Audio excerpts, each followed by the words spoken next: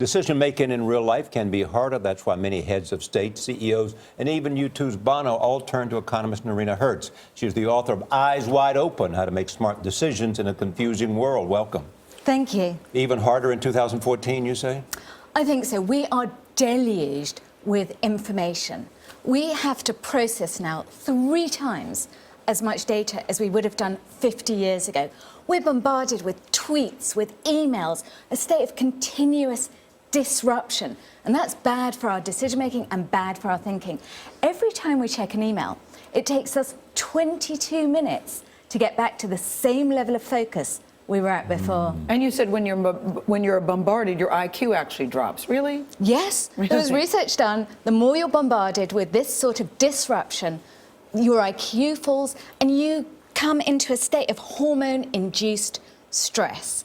But I wanted to write a book about high-stakes decisions, about decisions that affect our health, our wealth, our relationships, our work, our happiness, and really help readers work out how to make those kind of big decisions in a smarter way. So how do you make better decisions?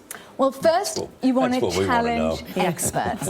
You want to challenge experts, because experts get a lot wrong. Doctors misdiagnose 1 time in 5. In the US and Canada, 50,000 people die every year who wouldn't have had to. But challenging experts is almost like challenging your own people. Well, You're I have to admit, an expert, yeah. I have to admit there is some irony here. I am an expert, but hopefully I'm an expert who at least admits that we are subject to our own fallibilities, to our own vulnerabilities, and also hopefully I'm an expert who, when the facts change, do change my mind. You're an expert in what? I'm an economist. That's what I thought. Yeah. I mean, not an expert in decision-making. Well, over the past 6 years, actually, I have turned my attention to decision-making. And there's a vast academic literature in neuroscience, in economics, that really taps upon it. So let me ask my same question again. I mean, everybody feels bombarded. How do you make better, smarter decisions? So challenge experts, and not only health. I mean, in finance, the Observer, a British newspaper, did a study where they pitted Orlando, a cat, against the UK's leading investment advisors. The cat delivered returns 3 times that. You could come to me. Exactly. Trust to get your good friends, yeah. What about people like Malcolm Gladwell and others who've made, that actually your gut decision is usually actually your best decision? Our guts can really mislead us, because sometimes what we think of as our gut is something else. Like especially if you've had something bad to eat.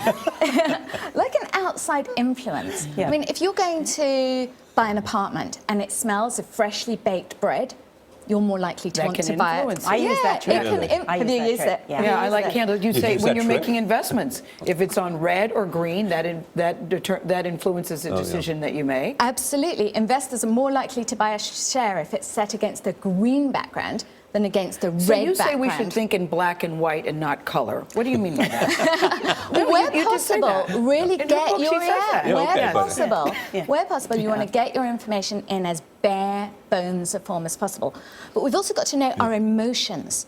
They affect our decision making. So what about choosing the significant other in your life? Ooh, that's a good one. Well, Are you trying to make a decision? Yeah. You definitely. Speaking to the microphone, Mr. Rose. Just trying to learn what I can in case I would find that person. Okay, go ahead, Noreena. Well, experience does matter. Yeah. So if you've dated a whole host of wrong guys and you see someone else who fits that prototype, probably not the person to get married to.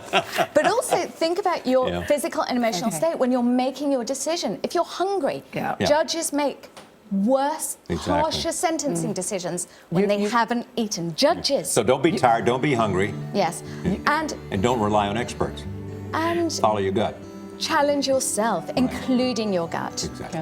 Charlie says it's getting hot in here. Getting hot in here. Thank you, Noreena.